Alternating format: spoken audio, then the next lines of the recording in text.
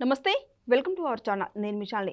మాజీ ముఖ్యమంత్రి జగన్మోహన్ రెడ్డి అధికారంలో ఉన్నప్పుడు ఏ రోజు ఒక్కరోజు కూడా కోర్టుకి హాజరు కాలేదు. అయితే ఇటీవల మనకి జగన్మోహన్ రెడ్డి లండన్ పర్యటన వెళ్ళినప్పుడు తన ఫోన్ నెంబర్ ఇవ్వకుండా వేరే వాళ్ళ ఫోన్ నెంబర్ ఇచ్చింది మనకందరికీ తెలిసిందే. అయితే ఈరోజు సిబిఐ కోర్టుకి 14వ తేదీన హాజరు కావాలి. కానీ జగన్మోహన్ రెడ్డి హాజరు అవుతారా లేదా అని చర్చ అయితే బాగా జరుగుతుంది. అయితే దీని మీద పూర్తిగా విశ్లేషించడానికి మనతో స్టూడియోలో ఉన్నారు సీనియర్ జర్నలిస్ట్ దుర్గకుమార్ గారు ఉన్నారు. వారిని అడిగి విషయాలను తెలుసుకునే ప్రయత్నం చేద్దాం. నమస్కారం సార్. నమస్తే మషాల్ని మన వీక్షకులు కూడా. జగన్మోహన్ రెడ్డి మీద ఎన్నో అక్రమ కేసులు నమోదై ఉన్నాయి. అయితే ఇప్పుడు సిబిఐ కోర్టుకి తను నెంబర్ ఇవ్వకుండా వేరే వాళ్ళ నెంబర్ ఇచ్చింది అందరికీ తెలిసిందే.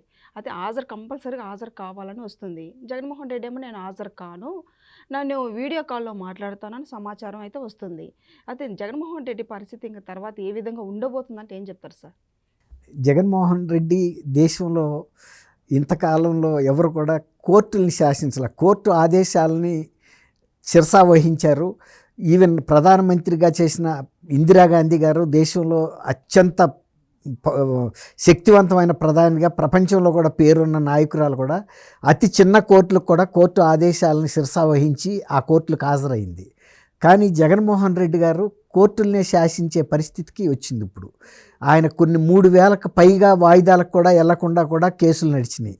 అనేక సంవత్సరాలు 5 సంవత్సరాలు ముఖ్యమంత్రిగా ఉండి తన మీద ఉన్నటువంటి అనేక అవినీతి, తర్వాత మనీ లాండరింగు, తర్వాత ఈ క్విడ్ ప్రోకో లాంటి కేసెస్లో కూడా సిబిఐ, ఈడీ లాంటి కేసులు ఫైల్ చేసిన వాటిల్లో కూడా ఆయన హాజరు కాకుండా హాజరు నుంచి మినహాయింపు పొందాడు. అదేమంటే నేను ముఖ్యమంత్రిగా ఉన్నాను, నేను ముఖ్యమంత్రి హోదాలో ఇక్కడికి రావాలంటే సెక్యూరిటీకే ప్రతి వాయిదాకి ఒక 50 లక్షల దాకా ఖర్చు అవుతుంది, అందువల్ల నన్ను ఈ వాయిదాల నుంచి మినహాయించమని అడిగితే మినహాయించారు. మినహాయించి ఇప్పుడు 15 నెలలు అయిపోయింది, ఎలక్షన్ అయిపోయి ఆయన ఓడిపోయి. ఆయన ఒక శాసనసభ్యుడు మాత్రమే. అప్పటి నుంచి కూడా ఇప్పటి వరకు కూడా ఏదో ఒక కారణంతో ఆయన ఈ వాయిదాలకి హాజరు కాకుండా తప్పించుకుంటున్నాడు. దేశంలో ఇట్లాంటి చరిత్ర గతంలో ఎవరికి కూడా జరిగి ఉండదు, ఇదే ప్రథమం. అయితే మొన్న ఈ మధ్య ఆయన యూరప్ వెళ్ళటానికి సిబిఐ కోర్టు అనుమతి అడిగాడు. ఆయన ఎప్పుడైనా సరే విదేశాలకు వెళ్ళాలంటే ఆయన కేసెస్ సిబిఐ కోర్టులో ఉన్నాయి కాబట్టి ఆ కోర్టు పర్మిషన్ ఇస్తే మాత్రమే వెళ్ళాలి. అందువల్ల సిబిఐ కోర్టుని అడిగితే సిబిఐ కోర్టు కూడా పర్మిషన్ ఇచ్చింది.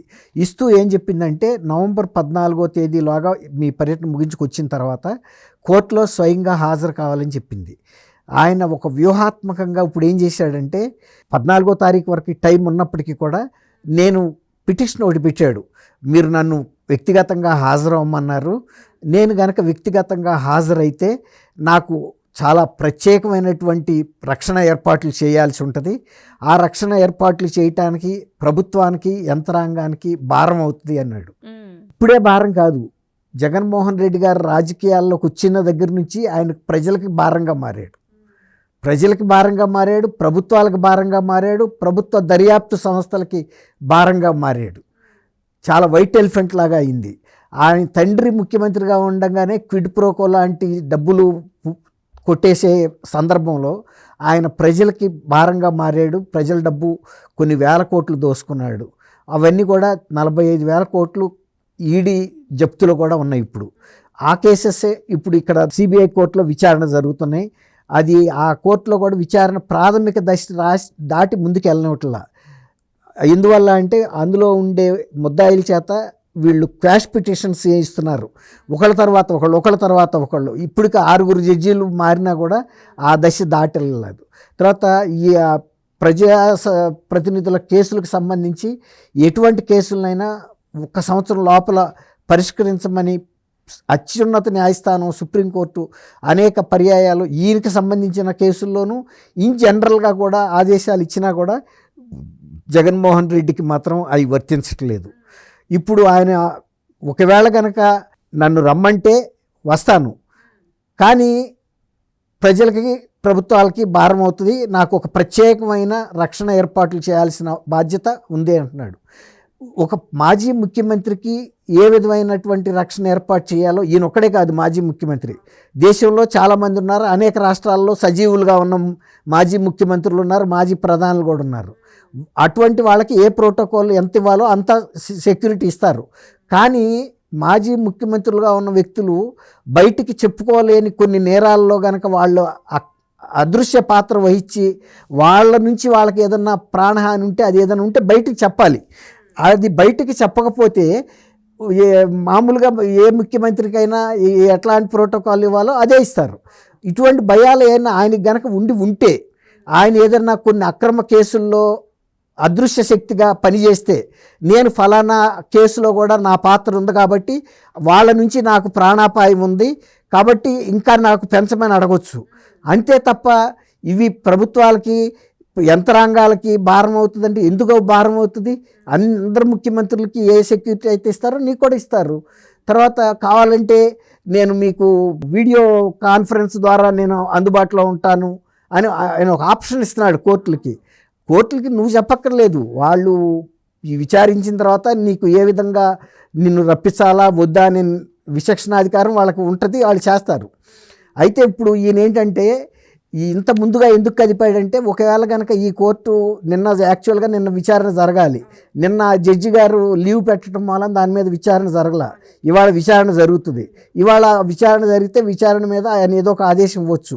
ఒకవేళ కనుక ఆయన వ్యక్తిగతంగా హాజరవ్వమని కనుక ఆదేశం వచ్చిందనుకోండి, వెంటనే హైకోర్టుకి వెళ్ళటానికి, హైకోర్టులో కూడా ఒకవేళ దొరకకపోతే సుప్రీంకోర్టుకి వెళ్ళటానికి వ్యూహాత్మకంగానే ఆయన ఒక వారం రోజుల ముందుకి ప్రతిపాదన కోర్టు ముందు పెట్టాడు, సిబిఐ కోర్టు ముందు.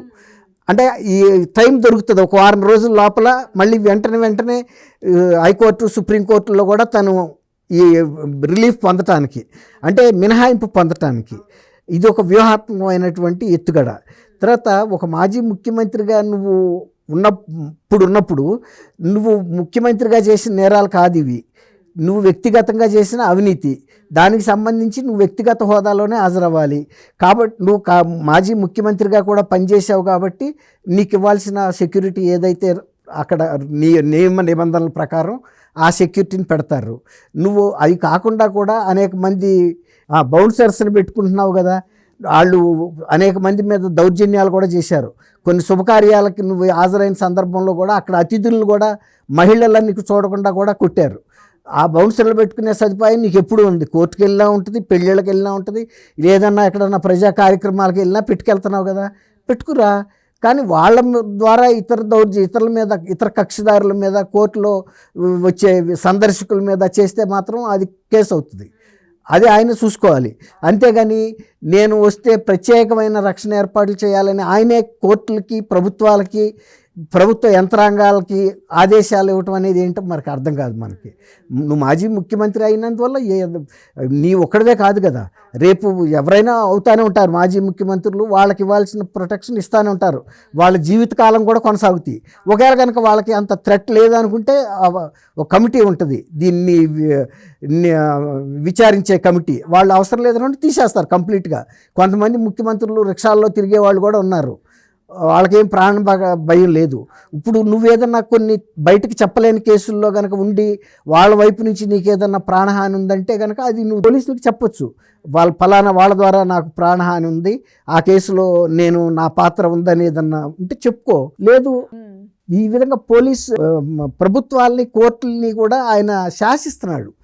కోర్టుల ఆదేశాలను నువ్వు శిరసా వహించాలి, కానీ నువ్వు ఇచ్చే ఆదేశాలను కోర్టులు ప్రభావితం చేసే విధంగా మాట్లాడుతున్నాడు ఆయన. ముందే నేను కావాలంటే అంటే నువ్వు కావాలంటే ఏంటి, నువ్వు వ్యక్తిగతంగా చేసిన నేరాలకి నువ్వు వ్యక్తిగతంగా హాజరు కావాల్సి ఉంటుంది. అంతేగాని నేనేదో పెద్ద తోపుని, తురుంకాన్ని, నేను బయటికి రాను, నేను కావాలంటే మీకు కాన్ఫరెన్స్ దీంట్లో వస్తాను, వీడియో కాన్ఫరెన్స్లో వచ్చే సందర్భాలు వేరు. ఒకవేళ కనుక పోలీసులు తగిన రక్షణ, కొంతమంది ముద్దాయిల్ని జిల్లా జైలు నుంచి, సెంట్రల్ జైలు నుంచి తీసుకొచ్చేటప్పుడు పోలీసు షార్టేజ్ ఉంటే వాళ్ళకి తీసుకొస్తానికి స్టాఫ్, ఆ సందర్భాల్లో ఇట్లా ఫోన్ ద్వారా లింకేజ్ ఇస్తారు కోర్టు జడ్జి గారికి. ఇప్పుడు నీది తీవ్రమైన కేసు కదా, ఇప్పటికే చాలా సంవత్సరాలు, దాదాపు 12 సంవత్సరాలు అయిపోతుంది.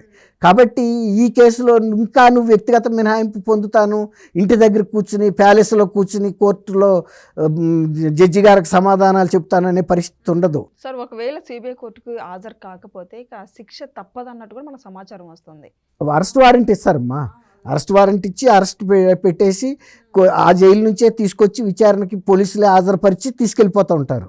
అట్లా కూడా ఉంటుంది. ఒకవేళ కనుక ఇతను ఈ విధమైనటువంటి శాసించే దశలో ఉంటే అసలు వాళ్ళు ఈయన బెయిల్ని రద్దు చేసేసి, ఇప్పుడు అసలు బెయిల్ మీద ఉన్నాడు, బెయిల్ రద్దు చేస్తే ఆటోమేటిక్గా జైల్లోనే ఉంటాడు కాబట్టి ఎప్పుడైనా హాజరు అవటానికి వాళ్ళే తీసుకెళ్తూ ఉంటారు పోలీసులే. అప్పుడు ఎటాగు ప్రొటెక్షన్ ఇస్తారు కాబట్టి ఆయన రక్షణ గురించిన ఇబ్బంది ఆయనకి లేదు. ఫుల్ పోలీస్ ప్రొటెక్షన్లోనే తీసుకొచ్చి మళ్ళీ అదే జైలుకి తీసుకెళ్తారు. ఇప్పుడు బెయిల్ రద్దు చేయటం అనేది కోర్టులో ఆలోచించాలి. తర్వాత ప్రాసిక్యూషన్ కూడా అడగాల్సింది ఏంటంటే సిబిఐ, ఇప్పుడు ఆయన బెయిల్ మీద ఉన్నాడు, బెయిల్ కనుక రద్దు చేస్తే జైల్లోనే ఉంటాడు కాబట్టి జైల్లో నుంచి మా పోలీసు రక్షణతో తీసుకొచ్చి కోర్టుకి తీసుకెళ్ళటం ఈజీ అవుద్ది. అది యంత్రాంగానికి కానీ ప్రభుత్వానికి కానీ భారం కాదు.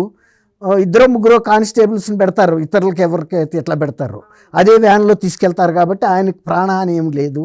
అవసరమైతే మేము సిబిఐ కోర్టుకి దగ్గరలో ఉన్న జైల్లోనే ఆయనకి బస్సు ఏర్పాటు చేస్తాము. దాని వలన మాకు కొంత పని భారం తగ్గుతుంది. ఆయన అనుకున్నంత యంత్రాంగాల మీద భారం, ప్రభుత్వాల మీద ఆర్థిక భారం పడనివ్వని హామీ ఇవ్వచ్చు. అది జడ్జి గారు కూడా అప్రిషియేట్ చేస్తాడు. ఓకే, చాలా మంచి సూచన చేసింది సిబిఐ, దాన్ని బట్టి బెయిల్ రద్దు చేసేసి వారిని జైల్లోనే పర్మనెంట్ శాశ్వత బసగా పెట్టి కేసు కొట్టేసే వరకు అక్కడే ఉంచండి, ఎవరికి భారం లేకుండా అని చెప్పొచ్చు. Thank you sir. Thank you అమ్మా.